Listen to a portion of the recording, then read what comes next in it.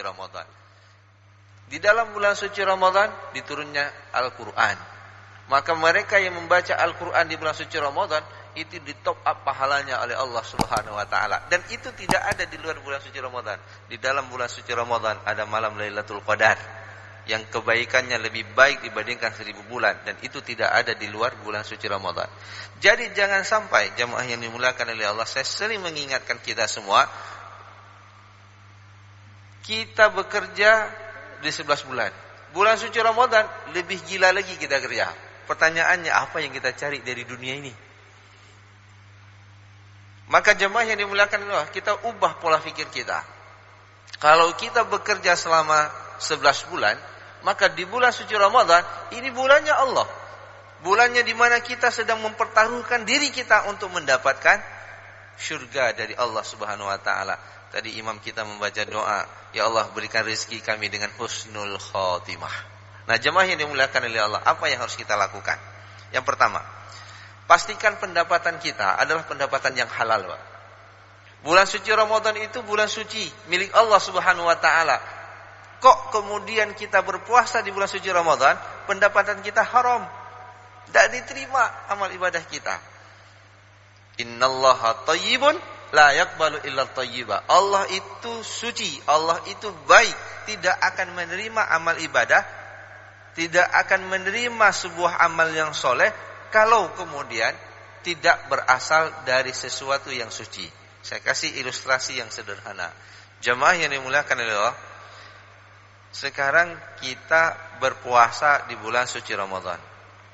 Kita makan sahur. Tapi makanan yang kita makan itu sumbernya dari pendapatan haram. Kira-kira diterima enggak puasa kita? Mus'ab datang kepada Rasulullah. Ya Rasulullah, tolong doakan aku supaya ketika aku berdoa, doaku makbul. Ini nanti turunan dari tafsir tentang hadis ini. Innallaha thayyibun la yaqbalu illa thayyiba. Apa kata Rasulullah? Wahai Mus'ab, kalau kamu ingin doa kamu diterima, maka perbaiki cara makanmu. Wahai Mus'ab, apabila sesuatu yang haram masuk ke dalam perutmu, maka ibadahmu tidak diterima selama 40 hari. Puasa kita cuma 30 hari, Pak. Puasa kita cuma 30 hari. Kalau di waktu megang, 1 hari sebelum Ramadan itu, daging yang kita bawa, pendapatan yang kita bawa pulang ke rumah, makanan yang kita persiapkan itu haram, tidak diterima puasa kita, Pak. Selama berapa? 40 hari. Puasa cuma 30 hari. Tambah puasa Syawal 36 hari, Pak. Oleh karena itu jemaah yang dimuliakan oleh Allah, para pendengar Radio Baitur Rahman dan Radio RRI, mari kita sucikan harta kita. Harta yang berputar dalam kehidupan kita adalah harta yang halal. Kalau ada harta yang syubhat dan haram, sisihkan dia, bersihkan dia. Jangan gunakan untuk beribadah kepada Allah Subhanahu wa taala. Bukan berarti nanti harta haram boleh diambil, nanti dibagi-bagi ke yang fakir miskin. Enggak. Pastikan kalau ada sesuatu yang kemudian kita tidak bisa menghindar, maka jangan pernah kita bawa pulang ke rumah yang itu menjadi konsumsi makanan pokok kita. Maka jemaah yang dimuliakan oleh Allah Subhanahu wa taala, persiapan yang pertama yang harus kita lakukan, sucikan harta kita. Nah, yang kedua apa yang harus kita lakukan? Jemaah yang dimuliakan oleh Allah Subhanahu wa taala, buat perencanaan keuangan. Nah, untuk perencanaan keuangan jemaah yang dimuliakan oleh Allah, minimum 3 hal yang harus kita lakukan. Minimum 3 hal. Karena jemaah yang dimuliakan oleh Allah, masuk bulan suci Ramadan, harga naik semuanya. Barang jadi mahal, Pak. Lalu yang kedua, jemaah yang dimuliakan oleh Allah, karena kita berpuasa, sepatutnya kan kita merasakan hikmah dari puasa itu, kita merasakan bagaimana fakir miskin merasakan kelaparan. Tapi kita biasa ketika masuk bulan suci Ramadan tidak lapar-lapar kali, Pak. Kalau badan kita hari berat 70 kilo, masuk bulan suci Ramadan sepatutnya berkurang jadi 60 gitu ya. Ini rata-rata naik ya, Pak, jadi 80, Pak. Kenapa? Karena memang dia puasa, tapi ketika buka puasanya, edisi makanannya itu ada 3 edisi, Pak. Edisi buka puasa, edisi setelah sholat maghrib, edisi setelah sholat tarawih, Pak. Sehingga pengeluarannya lebih membengkak dibandingkan pengeluaran sebelum bulan suci Ramadan. Hikmah dari puasa Ramadan tidak kita dapat. Nah, jemaah yang dimuliakan oleh Allah, sepatutnya kolesterol turun di bulan suci Ramadan. Ternyata bertambah itu kolesterol. Kenapa? Karena di top up malam hari 2 kali lipat. Nah, jemaah yang dimulakan adalah di sini kita perlu buat perencanaan. Apa perencanaan? Yang pertama, Pak, budgetkan pengeluaran kita hari itu. Berapa belanjaan kita setiap hari? Jangan sampai begini, Pak, pulang dari kantor, pulang dari masjid habis i'tikaf asar, pulang ke rumah siap buka puasa, sepanjang jalan itu selera kita bertambah karena banyaknya pangganan buka puasa. Akhirnya kita beli 1, 2, 3, 4 sampai ke rumah, Pak. Pas kita lihat udah 10 macam di rumah kita. Kalau Al-Qur'an kita baca 1 juz, buka puasa juznya jadi 4. Juz mangga, juz apel, kumpul deh semua itu. Nah, jemaah yang dimuliakan oleh Allah, pengeluaran kita biasanya nanti Bapak boleh survei sendiri, kira-kira bertambah atau berkurang. Sepatutnya berkurang, tapi ternyata kebanyakan akan membengkak. Maka jemaah yang dimuliakan oleh Allah perlu dibudgetkan. Nah, berapa jemaah yang dimuliakan oleh Allah Subhanahu wa taala biaya konsumsi kita? Sepakat suami istri. Terkadang kita ingin membahagiakan anak supaya nanti dia puasa. Nanti ketika buka puasa apa yang dia mau. Ya, ini harus kemudian dihitung dengan baik, jemaah yang dimuliakan oleh Allah. Karena kenapa? Ada dampaknya, Pak. Kalau terlalu banyak kita membeli makanan, akhirnya kemudian enggak habis. Saving kita untuk kemudian yang kedua apa? Berapa budget kita yang akan kita gunakan untuk bersedekah dalam bulan suci Ramadan. Doanya, ya Allah masukkan aku ke dalam surga Firdaus. Lewat celeng disenyumin, Pak. Sekarang saya kadang-kadang sering ngajak hitung-hitungan jemaah. Sekarang ini sederhana saja. Bapak datang ke Masjid Raya Baitur Rahman atau ke masjid-masjid yang ada di sekitar masjid. Sekarang Bapak ingin mendapatkan ibadah nyaman kan? Kipas anginnya Masya Allah, AC-nya Masya Allah. Nanti ada penceramahnya, enak kita dengar ceramahnya. Lalu kemudian setelah ceramah kita bisa berzikir dengan nyaman, tempatnya bersih. Habis itu sakit perut mau ke toilet, bersih. Saya mau tanya sekarang, kira-kira biaya maintenance itu semua berapa, Pak? Lalu berapa sumbangan kita supaya kita mendapatkan kenyamanan itu? Kita berani membayar bus ke Banda Aceh ke Medan, cari bus yang paling nyaman kan? Duduknya enak, AC-nya mantap gitu kan. Nanti dikasih makanan gitu ya. Kita bayar dengan harga mahal. Kenapa? Kita ingin mendapatkan fasilitas. Masuk ke masjid ingin mendapatkan fasilitas. Lalu pertanyaannya, berapa sumbangan Bapak untuk mendapatkan fasilitas itu, Pak? Kita doa masuk surga Firdaus. Ibadah kita disubsidi sama orang. Layak gak masuk surga? Saya sering mengajak masjid, yuk kita hitung-hitungan, Pak. Biaya operasional masjid dalam bulan suci Ramadan itu meningkat, Pak. Listrik bertambah, gitu kan? Ada penceramah, imamnya hafiz Quran, itu dibayar honornya.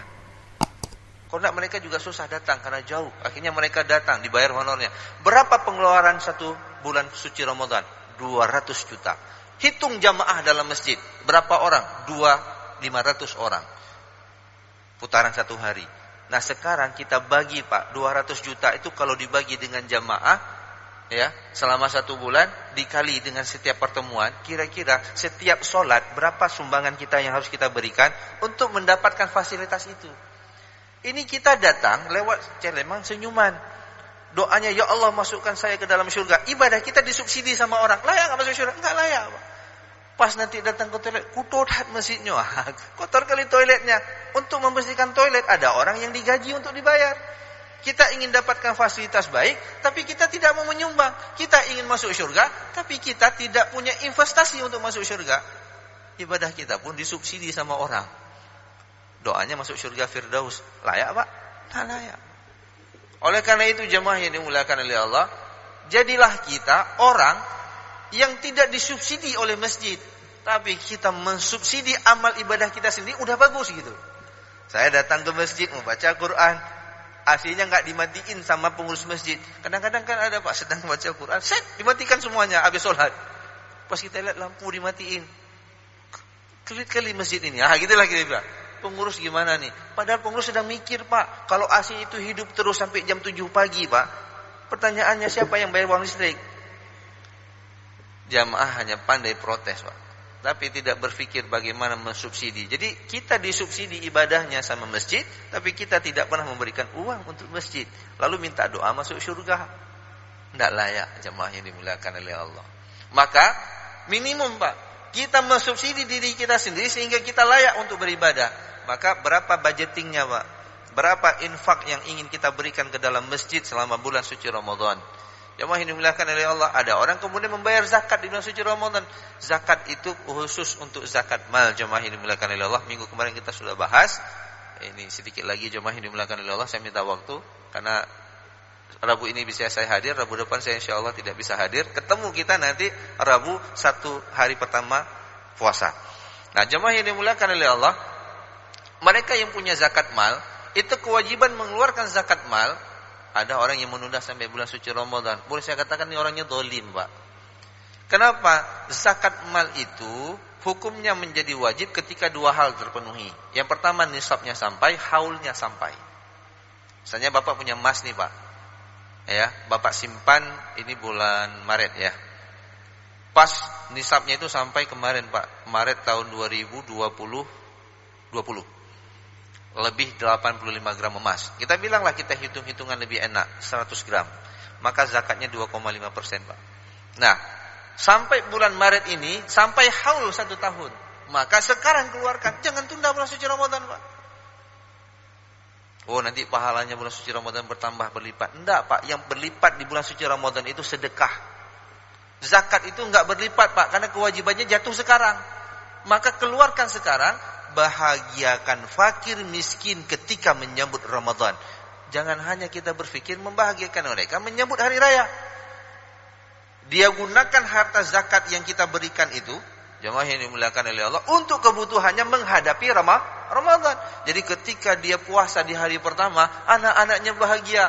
Kita puasa, nanti kita buka puasa, makanannya enak. Bahagia enggak anak-anak fakir miskin? Bahagia. Ini kadang-kadang sama aja puasa enggak puasa lapar juga Pak katanya kan. Udahlah kayak gini aja hidup kita. Tapi ketika kita berikan zakat kepada fakir miskin hari ini, nanti mamanya bilang, "Nak, nanti kita buka puasa, kue-kuenya enak, nanti mama beli." Dari mana? Uang zakat yang kita berikan. Mari kita ubah cara pandang kita jemaah yang dimuliakan oleh Allah. Kita ingin bahagiakan mereka di hari raya. Mereka tidak bahagia selama puasa Pak. Kenapa? Nanti dimegang Pak. Mereka enggak punya uang beli daging. Harga naik Pak, karena permintaan besar, otomatis ilmu ekonomi berlaku Pak. Permintaan banyak, harga naik. Orang fakir miskin tidak bisa beli daging di awal. Kita penuhi mereka untuk hari raya. Itu babnya lain lagi Pak. Di situ kita bermain dengan sedekah. Maka pertanyaan kita bagi yang punya uang, berapa budgeting anggaran kita untuk bersedekah di bulan suci Ramadan? Kita bom di sana, beli surga. Bahasanya seperti itulah. Kita beli surga. Buat rumah berani 1 miliar. Buat rumah di akhirat tidak berani 1 miliar. Rumah di dunia 20 tahun Pak. Rumah akhirat abadan. Kekal selama-lamanya. Kadang-kadang gua kebalik-balik kita Pak. Dunia ini sementara Pak. Akhirat selamanya. Oleh karena itu jemaah yang dimuliakan oleh Allah, jadikan Ramadan ini seakan-akan adalah Ramadan terakhir kita. Berapa budget uang yang akan kita guyur dalam bentuk infak sedekah dalam bulan suci Ramadan ini. Apalagi jemaah yang dimuliakan, ekonomi kita jelek hari ini. Covid masih, pertumbuhan ekonomi, Aceh miskin, banyak saudara-saudara kita membutuhkan. Bisakah kemudian 11 bulan yang sudah kita kerja kemarin, uang kita bertumbuh? Ini bagi yang punya uang. Nah sekarang di bulan suci Ramadan, saya bahagiakan saudara-saudara saya dengan sedekah yang ada, yang saya sudah dapatkan. Insya Allah, mana kasat min sadaqatin falyazdat, tidak akan pernah berkurang harta yang disedekahkan. Nah, jemaah yang dimuliakan oleh Allah, itu yang pertama perencanaannya. Perencanaan kedua, jemaah yang dimuliakan oleh Allah Subhanahu wa taala, hindari pengeluaran yang kurang penting, Pak. Jadi, kita penuhi kebutuhan, bukan keinginan. Kalau puasa keinginannya bertambah, Pak. Kadang-kadang saya sedih juga. Ya, sebenarnya boleh lah, Pak. Begini ceritanya. Kita dibeli makanan banyak Pak kan, enggak habis. Nanti dibilang sama anak, "Nak, enggak apa-apa kalau enggak habis. Nanti kan di menasah di masjid ada tadarus. Ambil itu sisa yang enggak habis kasih ke masjid." Ini terlalu, Pak. Sisa yang dikasih, tidak direncanakan. Jadi kalau sudah enggak habis di rumah, kasih. Itu di masjid ada yang ngaji, habis sholat tarawih ada tadarus. Ambil dia pergi ngantar, itu sisa. Jemaah yang dimuliakan oleh Allah, kita hitung kebutuhan kita. Kalau kita mau infak, maka nanti memang kita siapkan makanan yang utama yang kita infak kepada mereka yang tadarus ba'da sholat tarawih. Jadi bukan sisa Pak, sesuatu yang kita rencanakan. Itu pahalanya lebih tinggi dibandingkan sesuatu sisa yang kita berikan. Ini kita ibadahnya tidak profesional. Ibadah suka-suka kita. Ada lebih kita buat, nggak ada lebih nggak kita buat. Tapi kita rencanakan. Jadi perencanaan kebutuhan itu harus direncanakan, jangan ikuti keinginan. Nah, yang terakhir jemaah yang dimuliakan oleh Allah Subhanahu wa taala, apa yang harus kita lakukan? Ini juga terjadi sering di masyarakat Aceh, Pak. Zakat fitrah itu dibudget dari awal, Pak. Karena zakat fitrah soal memberikannya dalam bentuk apa dan kapan diberikan, ini kembali kepada keyakinan masing-masing.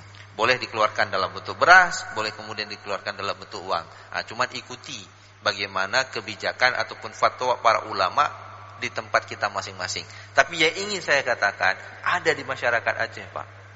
Ini berdasarkan pengalaman saya, yang tidak mengeluarkan zakat fitrah karena menganggap dia miskin.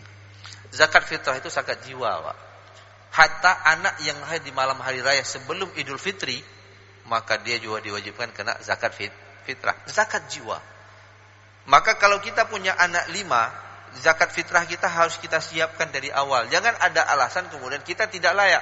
Kalau memang kita tidak layak, tapi zakat itu sudah kita budgeting, nanti kita keluarkan, kita miskin, malam hari raya atau menjelang hari raya, kita dapat berapa kali lipat pembahagian dari zakat fitrah yang dibagi di kampung-kampung kita. Maka jemaah yang dimuliakan oleh Allah, jadi saya mengajak kita semua untuk budgeting zakat fitrah dari awal. Berapa orang kita? 5 orang. Kalau misalnya dikadarkan dengan uang, kita bilanglah 200.000, berarti 1 juta. Kita siapkan dari awal, Pak. Soal memberinya kapan? Ya terserah. Oh, kalau itu beras, kita siapkan juga uangnya untuk membeli beras. Jangan kemudian ketika zakat fitrah dibayarkan, kita minus. Akhirnya kita mengatakan, Tengku saya minta maaf, zakat fitrah tahun ini saya nggak sanggup bayar karena saya miskin. Zakat fitrah, ingat, adalah zakat jiwa. Setiap orang wajib membayarnya. Kalau kita sudah membayarnya, kita kategori miskin, kita keluarkan 1 juta, insya Allah masuk 2 juta. Kenapa? Karena kita masuk dalam kategori fakir dan miskin. Jadi jemaah ini dimuliakan oleh Allah, seorang muslim harus berusaha semaksimal mungkin untuk membayar zakat, minimum zakat fitrah. Ini yang insya Allah bisa saya sampaikan persiapan kita untuk menghadapi Ramadan dari sisi perencanaan keuangan. Mudah-mudahan kita bisa beribadah dengan tenang, Pak. Kalau beli baju anak-anak udah selesai, nggak terganggu ibadah kita.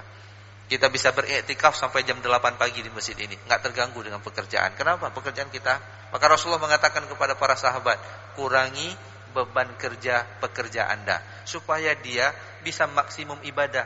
Kadang-kadang kita kerja pagi, Pak. Saya jam 6, berhenti jam 6 sore. Karena banyak kali orderan dalam bulan suci Ramadan. Pas sholat tarawih marah kita sama imam. Lama kali imamnya, panjang kali dia baca. Ngantuk saya. Nah, padahal fisik kita tidak siap. Padahal disitulah kita harus bertarung, Pak, untuk mendapatkan surga Allah Subhanahu Wa Taala. Bukan salah imam, salah kita yang tidak rehat ketika pagi. Maka kurangi beban kerja kita sehingga ketika malam kita fresh untuk beribadah. Kenapa jemaah ini melakukan ibadah di bulan suci Ramadan tidak sama dengan ibadah di luar bulan suci Ramadan? Ada ibadah yang tidak bisa dilakukan kecuali dalam bulan suci Ramadan. Maka kita persiapkanlah, mudah-mudahan Ramadan ini menjadi Ramadan terbaik dalam hidup kita. Dan kalau Allah kemudian mengambil nyawa kita, mudah-mudahan husnul khatimah kita semua. Hadanallahu wa iyyakum ajmain. Assalamualaikum warahmatullahi wabarakatuh.